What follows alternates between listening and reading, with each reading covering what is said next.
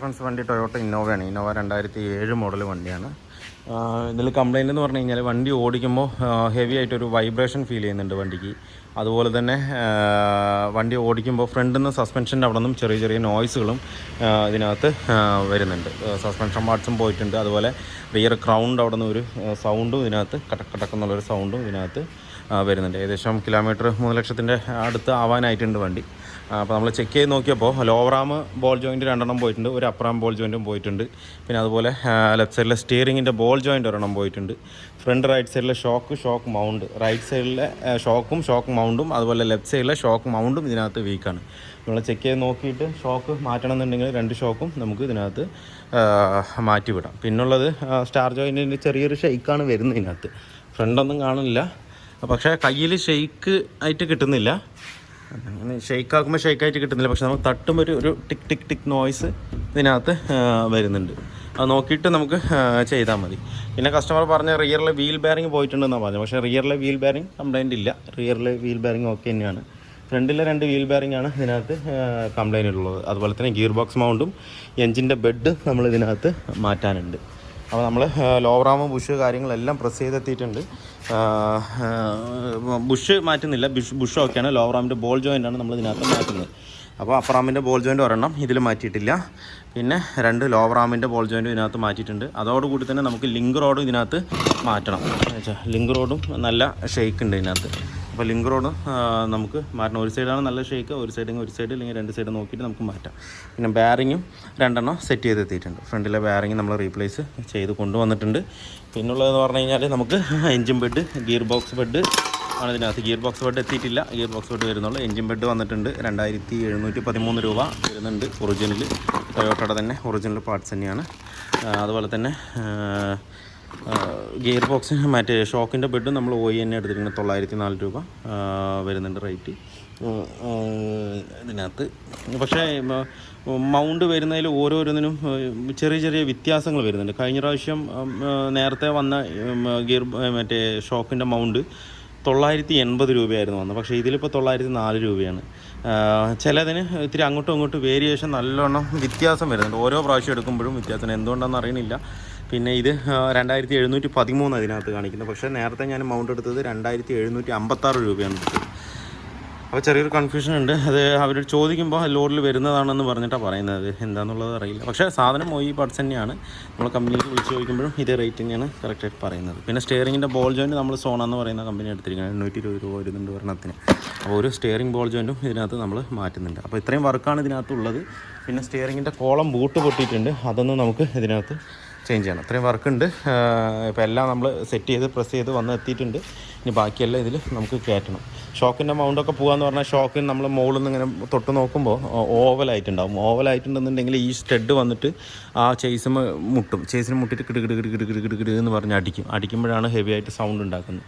അപ്പോൾ അതെന്തായാലും നോക്കിയിട്ട് നമുക്ക് ചെയ്യാം. പിന്നെ ഇതുപോലെ തന്നെ നമ്മുടെ ABSൻ്റെ ലൈൻ കൊടുക്കുമ്പോൾ എപ്പോഴും പ്രത്യേകം ശ്രദ്ധിക്കേണ്ട കാര്യം, ഓറിങ്ങിൽ ഗ്രീസ് ഇട്ടിട്ട് വേണം കയറ്റാനായിട്ട്. അല്ലാന്നുണ്ടെന്നുണ്ടെങ്കിൽ ABS നമ്മൾ ചുമ്മാ പെഡൽ ചവിട്ടുമ്പോഴത്തേക്കും ABS വർക്ക് ചെയ്യാൻ തുടങ്ങും. കറന്നുള്ളൊരു സൗണ്ട് വന്നു തുടങ്ങും. ഈ ഒരു ഓറിങ് ഉണ്ട്, ഈ ഓറിങ്ങിൻ്റെ ഭാഗത്താണ് നമുക്ക് ഒരു പൊടി ഗ്രീസ് ഇട്ടിട്ട് കയറ്റി കറക്റ്റ് സീറ്റിംഗ് ആയിട്ട് കയറ്റിയാൽ മാത്രമേ ABSൻ്റെ വർക്കിംഗ് കറക്റ്റായിട്ട് വരുള്ളൂ. ഇല്ലാത്ത പക്ഷം അത് കംപ്ലൈൻറ്റ് വരും. ഇത് സ്റ്റിയറിങ്ങിൻ്റെ ബൂട്ട് ഡാമേജ് ആകാതിരിക്കാനുള്ളൊരു കവറാണ്, പ്രൊട്ടക്ഷൻ കവറാണ് ഇത്.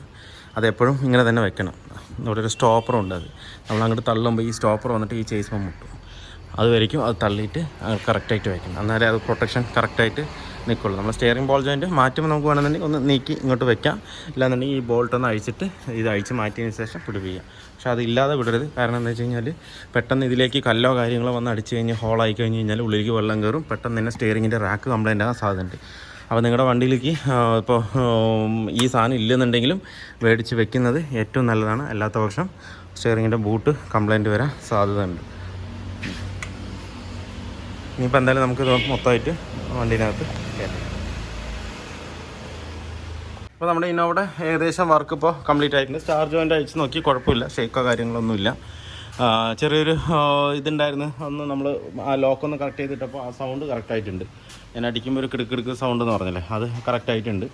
വേറെ പിന്നെ വലിയ ബുദ്ധിമുട്ടോ കാര്യങ്ങളൊന്നുമില്ല. പിന്നെ നമ്മൾ ബാക്കിയുള്ള സസ്പെൻഷൻ പാർട്സ് കാര്യങ്ങളെല്ലാം സെറ്റ് ചെയ്തിട്ടുണ്ട്. കണ്ടില്ല, മെയിനായിട്ട് ABS ഉള്ള വണ്ടിക്ക് നമ്മൾ കയറ്റുമ്പോൾ ഇത് നോക്കിയിട്ട് വേണം. ABSൻ്റെ സെൻസർ ഞാൻ പറഞ്ഞ മാതിരി കറക്റ്റ് സീറ്റിംഗ് ആയില്ലെന്നുണ്ടെങ്കിൽ ABS ഫുൾ ടൈം വർക്ക് ചെയ്തുകൊണ്ടിരിക്കുക. അത് പ്രത്യേകം ശ്രദ്ധിക്കണം.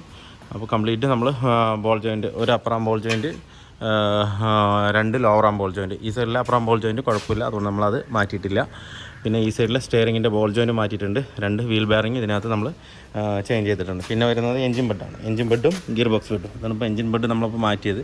ഇതിൻ്റെ ബുഷ് ഹാർഡായിട്ടാണ് ആ സൗണ്ട് നമുക്ക് നല്ലോണം ഫീൽ ചെയ്തിരിക്കുന്നത്. അത് നമ്മൾ ഒറിജിനൽ തന്നെയാണ് ഇട്ടിരിക്കുന്നത്. ഗിയർ ബോക്സ് ബെഡും ഇതാണ്. ഗിയർ ബോക്സ് ബെഡ് നമ്മൾ ഓയിൽ തന്നെ ഇട്ടിട്ടുണ്ട്. ഗിയർ ബോക്സ് ബെഡ് ഇതാണ് ഗിയർ ബോക്സ് ബെഡ് വരുന്നത്, ഉണ്ടല്ലേ. ഒറിജിനൽ തന്നെ നമ്മൾ എടുത്തിട്ടിട്ടുണ്ട്. സ്റ്റിയറിംഗ് ബോൾ ജോയിൻറ്റ് പിന്നെ നോർമലാണ് ഇട്ടിരിക്കുന്നത്.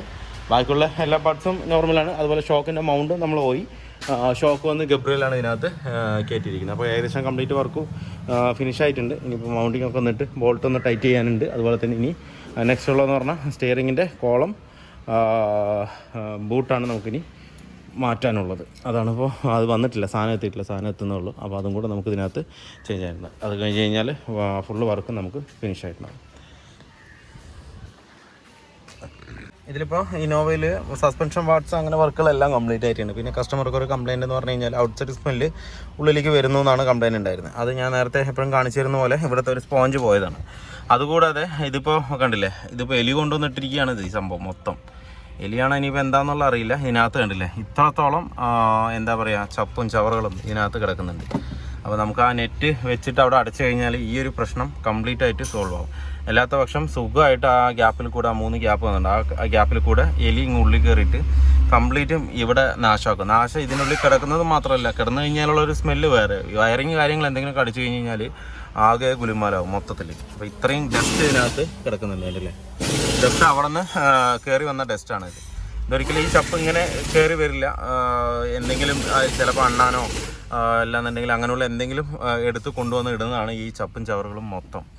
അല്ലേ, ഇത്രത്തോളം ചപ്പുണ്ട്. ഇനിയിപ്പോൾ നമുക്കിത് മൊത്തം ക്ലീൻ ചെയ്തിട്ട് നമ്മൾ ചെയ്യുന്ന പോലെ ആ സ്പോഞ്ച് വെച്ച് കാര്യങ്ങളൊക്കെ ചെയ്ത് ആ നെറ്റ് വെച്ച് ആ ഭാവം അങ്ങ് ക്ലോസ് ചെയ്ത് വയ്ക്കുക. പിന്നെ ഏതൊരു വഴിക്കും ഉള്ളിലേക്ക് ഇത്രയും ഡസ്റ്റോ കാര്യങ്ങളോ ഒന്നും തന്നെ ഇതിനകത്ത് കയറില്ല.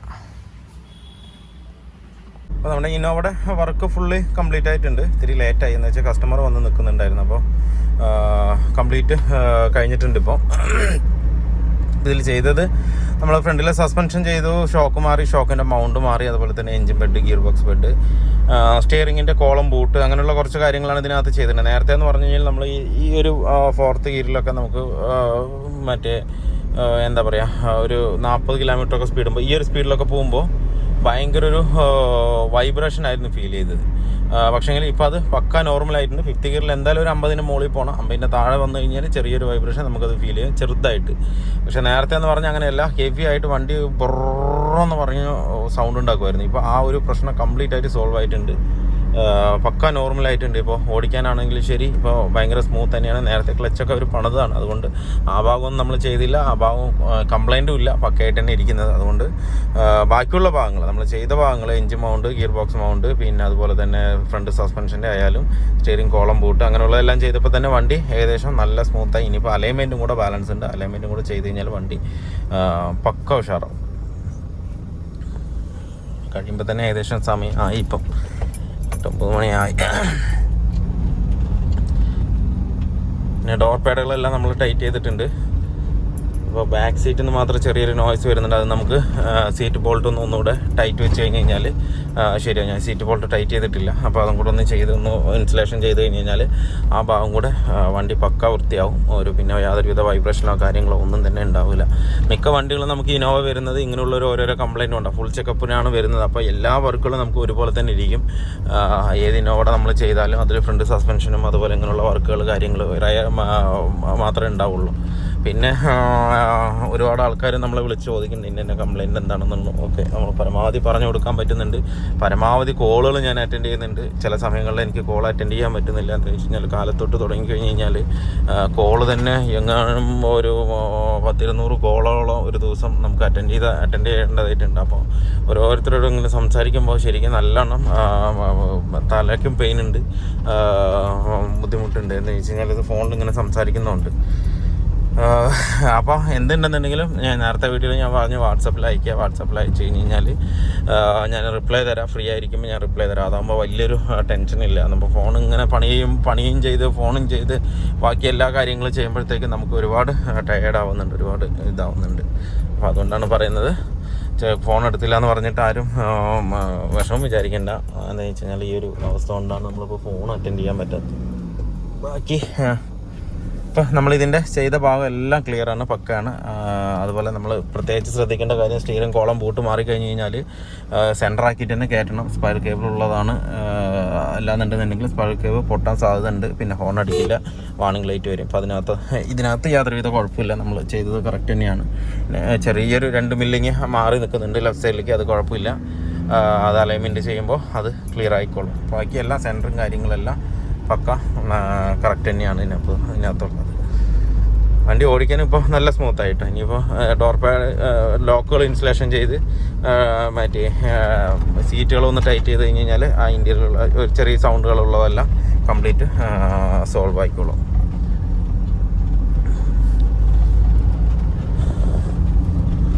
അപ്പോൾ വീഡിയോ എല്ലാവർക്കും ഇഷ്ടമായിരുന്നു ലൈക്ക് ചെയ്യുക, ഷെയർ ചെയ്യുക, അതുപോലെ തന്നെ സബ്സ്ക്രൈബ് ചെയ്യുക. സബ്സ്ക്രൈബ് ചെയ്യാതെ തന്നെ വീഡിയോ കാണുന്നെങ്കിൽ ഒന്ന് സബ്സ്ക്രൈബ് ചെയ്ത് സപ്പോർട്ട് ചെയ്യുക. അപ്പോൾ മറ്റൊരു വീഡിയോയിൽ കാണുന്നവരെല്ലാവർക്കും ബൈ.